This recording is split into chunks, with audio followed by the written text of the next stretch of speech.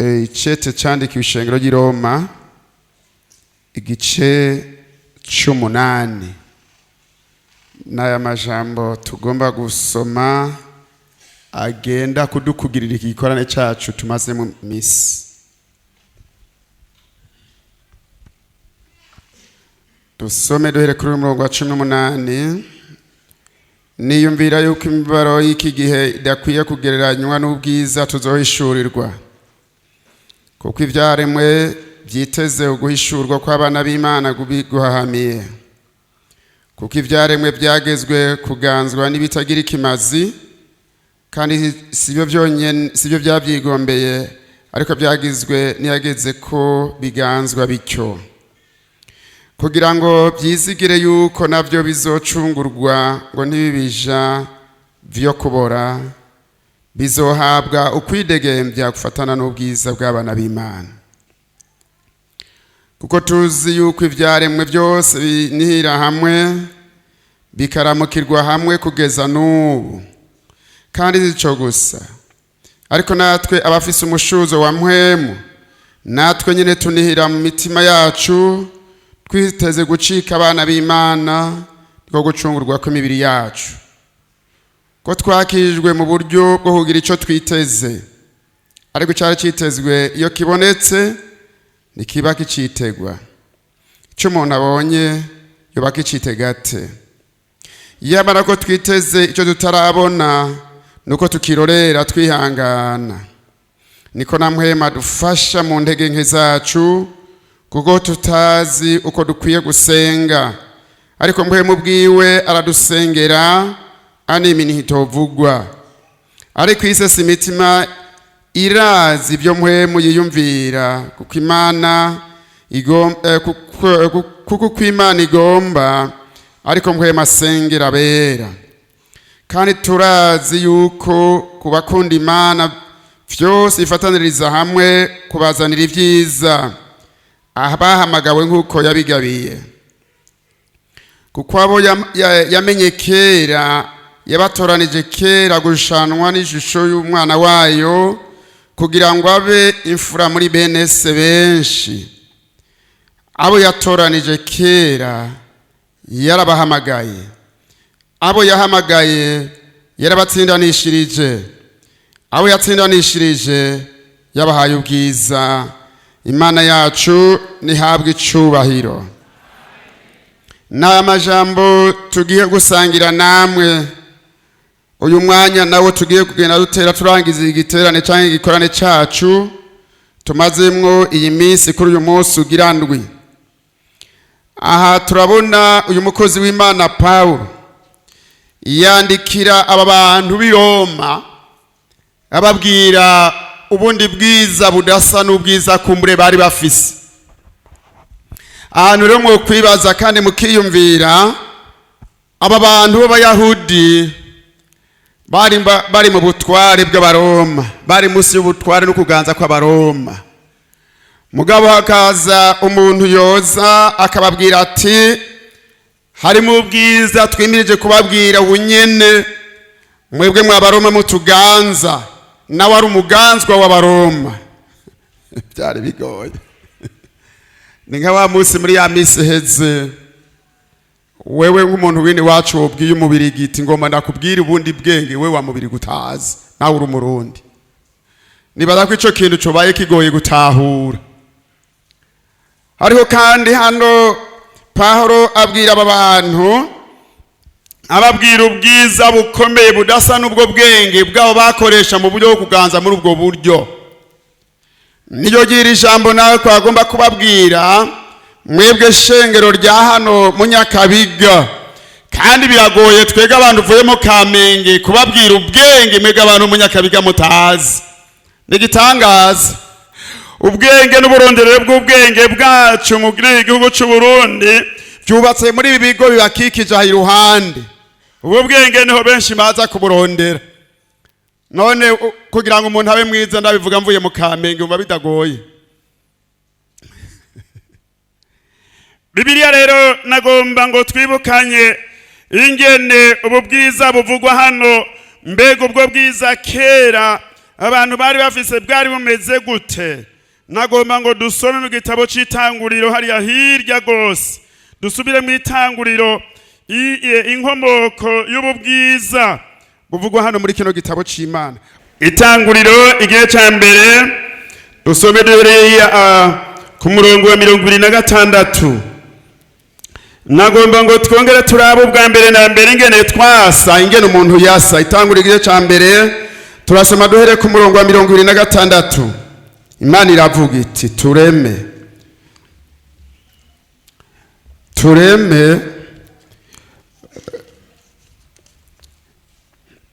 niko ijambo. Imana iravuga iti tureme umuntu mu ishusho yacu, ase natwe, aganza amafi iyo mu kiyaga n'ibiguruka mu kirere n'ibitungano n'isi yose n'ibyikwega byose bigenda bikwega inda hasi.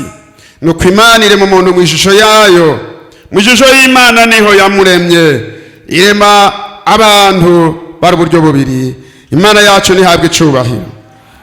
Nagomba nakwibutse rero ubu bwiza twumvise hano Pawulo yavuze si ubwiza bw'uko umuntu yokwironderera ubwiwe haba namba, n'ubwiza umwana w'umuntu yigeze kuba afise kera cyane mu ntango y'ibihe. Ubwo bwiza birivuga ngo tureme umuntu mu ishusho y'Imana, n'ubwiza bwitwa ishusho y'Imana. Nibwo bwiza rero abana b'Imana twiteze kuzohishurirwa umunsi umwe. None ubu bwiza bwakuweho niki? Itanguriro 3. Itanguriro 3 turasoma duhereye ku murongo wa 7. Amaso yabo bombi arihweza, bamenya yuko bagenda menya, badandikanya ibibabi by'imisukone, birongeramo uducocerwa. Nemba turiko turajana turabandanya gusoma. Bumva umurongo w'8, bumva ijwi ry'Uhoraho Imana agenda muri iryo tongo mu gihe c'akayaga ko ku kagoroba. Uwo muntu n'umugore wiwe binyegeza mu biti byo muri iryo tongo, ngo Uhoraho Imana ntababone. Uhoraho Imana ahamagara uwo muntu, aramubaza turi hehe? Aramwishura ati numvise ijwi ryawe mu itongo, ndatinya kuko ndi gusa ndinyegeza. Ikibazo c'Imana, aramubaza ati ninde yakubariye ko wambaye ubusa? Mbega wariye kuri ca giti nakubuje kuryako? Urumva rero masababu sasa hapa yanaanza. Let's excuse umuntu aravuga ngo uwo muntu aramwishura ati umugore wampaye ngo tubane niwe yampaye kubya ca giti ndarya. Biragoye kwemera ko utsinzwe. Uhoraho Imana ngo 13, Uhoraho Imana abaza uwo mugore ati ico wakoze ico ni giki? Uwo mugore nawe nyene azana amasababu yiwe. Uwo mugore aramwishura ati inzoka yampenze ndarya. Imana yake na muzara mama. Muri abo bose nta numwe muraraba yuko hari n'umaregera yemera ibyo yakoze. Uhoraho Imana abarira iyo nzoka. Ibihano rero biratanguye. Ati kuko zivyo ubaye ikivume mu bitungano byose no mu bikoko byose byo mu ishamba, uzohora ukwega inda hasi, uzorya umukungugu iminsi yose y'ukubaho kwawe. Nzoshira inyankane hagati yawe n'uyu mugore, no hagati y'urubyaro rwawe n'urwiwe, ruzokomeretsa umutwe nawe uzokomeretsa igitsitsiri. Kandi abarira uwo mugore ati nzogwiza rwose umubaro wawe ufise inda, uzokwama uvyara abantu babara, kandi umugabo wawe uzomuhoranira inyota, ariko nawe azogira gute? Azokuganza. Abarira Adamu nawe ati ko wumviye umugore wawe ukajya ku giti nari nakubujije ntituzukiryeko uzaniye ivu umuvumo uzokwamurya ibirivamwo ubiruhuye iminsi yose y'ukubaho kwawe rizohora rikomerera n'ibindi. Naha rero aha nagomba nakwereke igituma rero ubwo bwiza bwadutakaranye bukatuvako. Ubwo bwiza rero umuntu abukugwako no kurenga amategeko cyangwa amabwirizwa y'Imana. Niyo yatumye akuraho ku muntu ubwo bwiza Imana yari yaramwandikiye, ubwo bwiza Imana yari yaramuhaye. Yari yaramubwiye ati ewe Adamu, apana Eva, Adamu, ewe Adamu, nagomba nakubwira wowe nyene uri hano, wewe witwa Adamu, bisigura ngo wa mugabo we, wa muntu we uri hano uyu munsi, urakwiye kumva no kwitondera amabwirizwa y'Imana, kuko Imana yacu ni Imana idahindagurika. Imana yacu nimba yararahigo umuntu azopfa, murabona n'ubu turacyariko turapfa. Imana ni hatari. Ntuzugire ibi, urakwiye kumva yuko udakwiye kugira ibi, kuko Imana yarabikubujije kubigira. Uzukora ibi, uzukora ibyo Imana yakubwiye, nta kindi Imana izokubaza. Sawa. Adamu uri hehe? Numvise ijwi ryawe mu itongo ndatinya. Ninde yaguteye ubwoba?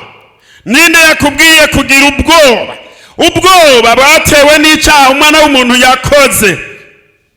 Gutinya, guhunga. Numvise iryo jwi ndahunga, kuko ibintu byose biduteye ubwoba tugerageza guhunga ngo twikize. Ariko iyo ukoze icyaha naho kwinyegeza, umuntu ashobora kwinyegeza abantu. N'iri joro ntawe uzi iyo waraye, n'ejo ibyo wari kurakora ntawe uzi iyo wabikoreye, ariko Imana yo mu ijuru yarakubonye. Imana yo mu ijuru yarakubonye, irazi ibyo wakoze, irazi iby'indwi yose ihetse warimwo, irazi ya majambo yose wagenda urishura yarayabonye.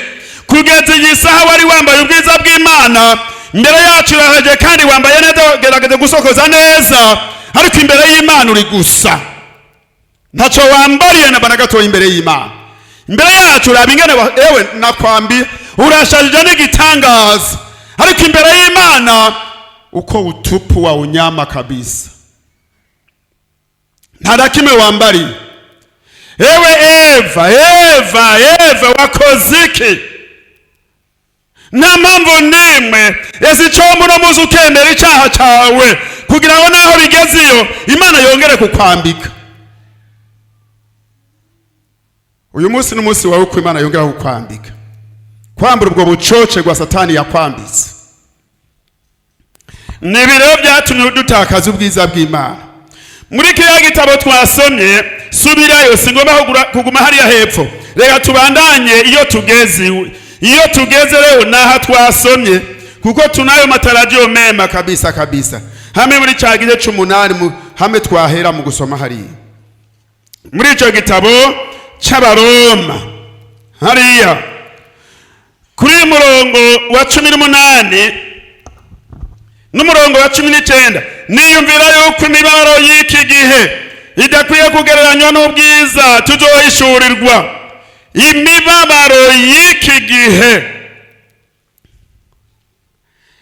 ariko ibitugora bigora twebwe abanyakamenge hariya muri quartier ntoya, ariko mwebwe aha muri quartier nziza cyane. Hariho naho biruko jewe aho ngeze no bose sinogena nipfuza ngo ngenda kuba mu Nyakabiga jewe. Aho ngeze ndi n'ibyifuzo byanje mfise mu mutima wanje, ariko wowe uragwa mu Nyakabiga je ngume mu Kamenge. Hainizuru kitu chochote kile, hapana. Imibabaro y'iki gihe, ubukene bw'iki gihe, indwara za kino gihe, ariko hajya wagenda ararondera no mu Nyakabiga ntiyogenda yapozemwe abashomeri bize ibishuri byinshi mugabo n'umunsi batagira akazi. Aho uwo barondera ntiyobabura. Oya, ariko abenshi bari wacu mu Kamenge. Niyo Banyakamenge muri ihangana abasha. Nta kibazo. Ariko kandi biyavuze ngo imibabaro y'iki gihe nikwiye kugeranya n'ubwiza abana b'Imana bimirije kuzohishurirwa. Oya yahabanamba. Nage mvuga umuntu umwe twagiye mu gikorane badutumye nk'uku nyene. Hama rero kandi twatwicaye turi abapasiteri bashika 3-4. Hama rero abadamu bacu nabo hari igihe dukunda kugendana nabo bari bicaye nk'uko nyene turicara. Hanyuma rero umudamu maranyitegereza. Sinzo kwibagira iryo jambo. Ariko nari nagiye mu rugendo rw'imvuga butumwa. Hanyuma rero anaba ngo ari kuri mubi kweri. Gusa nabi kweri. Bari abantu bicaye bateramye. Twari duteramye kububwiriza nkuko naba ubu sinateramiye mu Nyakabiga nateramiye handi. Hanyuma ngo ari kuri mubi usa nabi kweri. Kandi umugabo we twari twicaranye n'umupasiteri n'ubariho niyo mumere n'ubariho ngo ari kusa nabi kweri. Aravuga ngo ariko umukobwa yakwemeye yari yarabuze umugabo. Njandatwenga ntuvuze kuri kweri. Ntariko natwaye umukobwa akiri muto cyane. Ntiyari bwabura umugabo namutwaye akiri muto. Yari muto cyane. Yarafise imyaka 18 none yari yabuze umugabo naho biruko. Yarafise 18 papa. Narico gituma yabyariye iwacu abana benshi, abana 14. Kagakobwa mwabona hajya niho kagira 14 n'ubyo mwabonye hajya. Gatera kaja muri Kenza. Naho ubona ari gatoya. Hanyuma rero twaguye turiko twumva twace tumukira ibiyago, twamukwitwengera n'abandi bose bari ngaho. Nta numwe mugabo ryarangiyemwo ndi mubi kweri nsa nabi. Ariko ni mutima ntariko umukobwa yaranyemeyesha naho nasa nabi. Papa ariko yumviriza neza.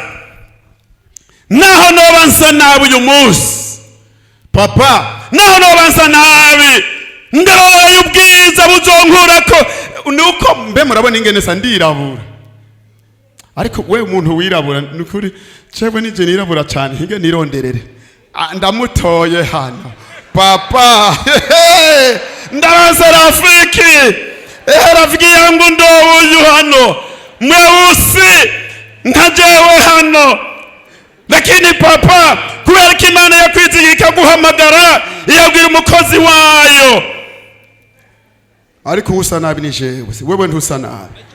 Oya ni jewe nsa nabi. Oya ni jewe nsa nabi. Wewe vuze ngwiki. Oya ni nsa nabi. Oya ni jewe nsa nabi.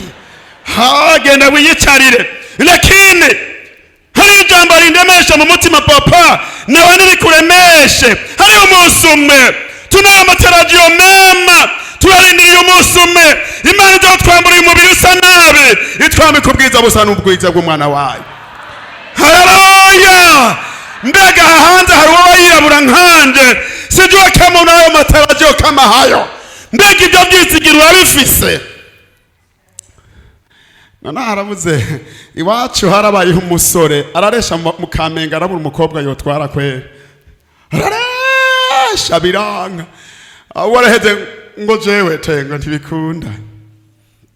Hama musi wenda baraje ati pastor je nabuze umugeni ngo maze kumonera. None byagenze gute? Ngo bambwiye ngo nsa nabi. Hoba hari wundi muntu yoba yewe wa mukobwa naho uraho. Wobugeze mu myaka 22 nturaronka wa wundi. Ariko nagomba ndakubwiye ndakuremesha. Naho yoba yarenze. Sinzi ibyo baguhora ntabyo nzi. Lakini naho ibyo byopanga hano kwisi nagomba nguhindura ibyiyumviro. Imibabaro y'iki gihe ntabwo yigera igabanya n'ubwiza tuzohishurwa ku munsi w'ejo. Haleluya! Hariho ubwiza, hariho ubwiza, hariho ubwiza. Abana b'Imana turoreye umunsi umwe tuzosa na Yesu. Ndipfuza kuzosa na Yesu. Ningombe nsukonsa kose, ariko ese wo kwivuza uti ningombe merukomeze kose, ariko nze nibonera ubwiza bw'Imana. Hakurya y'ubugingo rero, hakurya y'ubugingo turafise y'ubundi bwiza. Ubwo bwiza abantu bari aho hanze ntabwo bazi. Batubona umengo turagendana, babona umengo turakorana, babona umengo turasangira ijambo, lakini kuna siku. Haleluya! Hari umunsi, hari umunsi papa, hari umunsi ndabaye, hari umunsi, hari umunsi uru rukaba nambaye ruzomva ko mbega weho hari icyo witeze.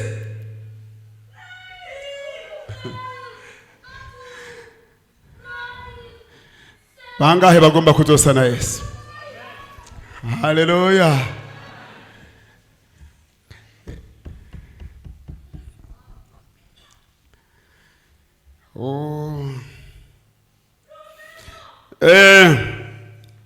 Muri mirongo nyine twasomye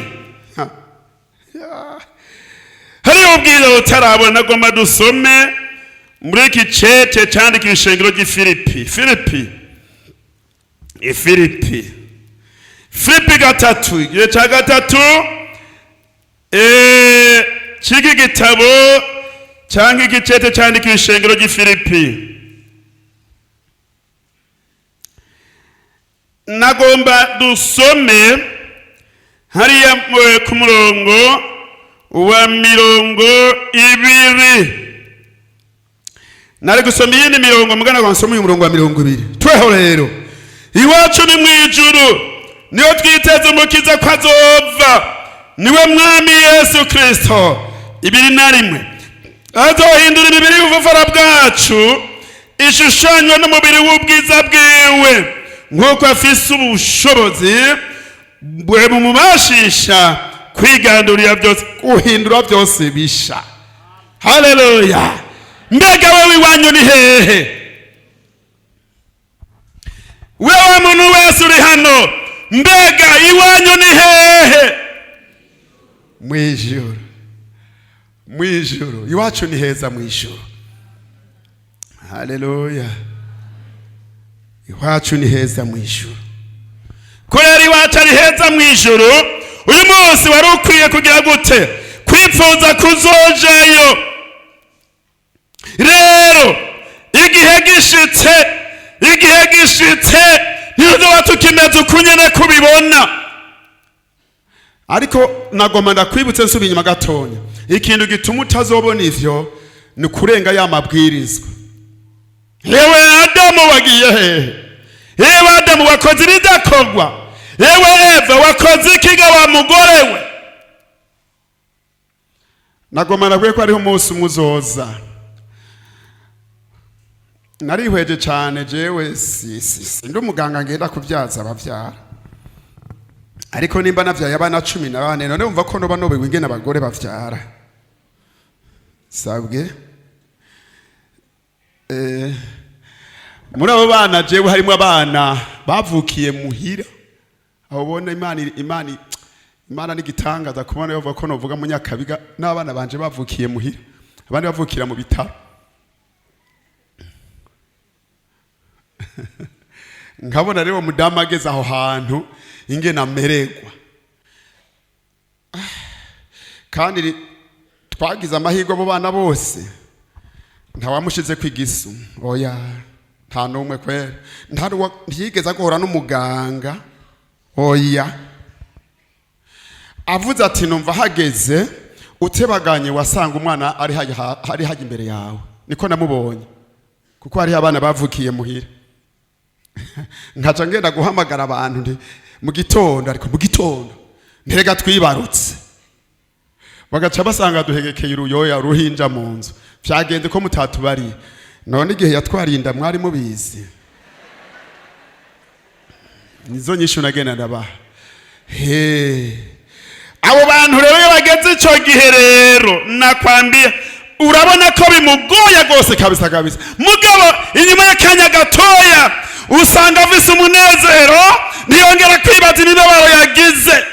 Oyaye, naho biruko hari umunsi yanyakina mama, iyo mibabaro yose izoba yaheze, ubwo buribwe buzoba bwaheze, na mama nahari ugara igihe kubera iki wagumye vyaranse, kubera iki raba ingene nari imeze ntakishobora kugenda.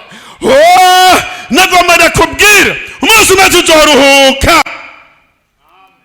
Haleluya, tuzoruhuka, azoturuhura.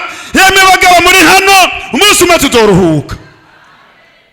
Hajya abagabo turondegwa na vyinshi, urazi ibintu biremereye abantu bo bagabo. Umugore n'ibibyiba bimuremereye, ariko umugabo nawe hari nakwambia ni hatari. Umugabo nawe n'ibyiba bimuremereye, ariko umunsi umwe nama nkunda kwiyumvira umunsi umwe. Icete hariya hirya cya Yohana cya mbere igihe cya gatatu, dusome harya, nyaruka dusome hajya ahantu urabe ingene aho hantu havuga. Icete cya mbere cya Yohana gatatu, muraba urukundo uko rungana data wa twese yatugiriye, ko twitwa abana b'Imana kandi niko turi. Nicyo gituma bisi batatuzi kuko batayimenye. Abo nkunda umurongo wa kabiri, ariko uko tuzomera ndikurahishurwa. Icyo tuzi nuko Yesu niyahishurwa tuzosa nande, tuzosa nawe, kuko tuzomuraba ukwari. Kandi umuntu wese yamuziga kw'ivyo ariyeza nk'uko uwo nawe agize gute, ari uwera. Tuzomuraba ukwari, tuzomuraba ukwasa, kwasa nakwe niko tuzosa. Nacho bitwaye. Nataka nikwambie baba, mama, mimi kama huyo mtu alimwambia kwamba alikusa navi kweli, lakini matarajio yangu na matumaini yangu nzosa na Yesu. Ninayo matarajio mema, naho noba ndukunda, naho wabumba nukwari kwa kosa, nzosa na Yesu. Ndacho wipfuza gusana abantu, wipfuze kuzosa na Yesu, kuko umuntu azosa na Yesu ntagiri uyu mubiri w'ibikovu zoba watuvuyeko. Uyu mubiri ngo azowuhindura, imibiri y'ubuvana bwacu azoyihindura. Rero umuntu wese muziga kw'ivyo ariyeza uko nawe ari ugize gute. Twunamika amaso yacu dusenga Imana. Umuziga kw'ivyo ni yiyetse, namba umuziga kw'ivyo uyu munsi wanyuma w'igikorwa cyacu. Yewe niwiyeze udose na Yesu, niwiyeze ntuduse n'abantu, niwiyeze uduse na Yesu. Nibyo nakwifuriza uyu munsi, wiyeze udose na Yesu, wiyeze udose na Yesu. Woye gusa n'abantu, woye kwibaza agasozi waje uvako, woye kwibaza icuri cyo kindi, ariko wipfuze gusa na Yesu. Haleluya. Ndaguhaye kazi mwene data, ndaguhaye kaze we wipfuza turipfuza twese kuzohinduka ko turi kose. Naho wabusuku cyane kuriya hari hagasengwa ku bantu, ariko Yesu adukuye kubwo buhoma bwose duca dusa na Yesu. Nta ngorane naho noba ncumbagira, nta ngorane naho noba ndukondi kose, mfise ibyizigiro kuzosa na Yesu. We wipfuza gusa nande, kaze tugusengera Imana, kaze. Birivuze ngo umuziga kw'ivyo wese ariyeza, ngo wiyeze. Ndazi kuri umuntu w'Imana wama wihana ngo wiyeze ukugweko ivyo vyose, iyo myambaro yose bucote bikuveko, tuze duse na Yesu.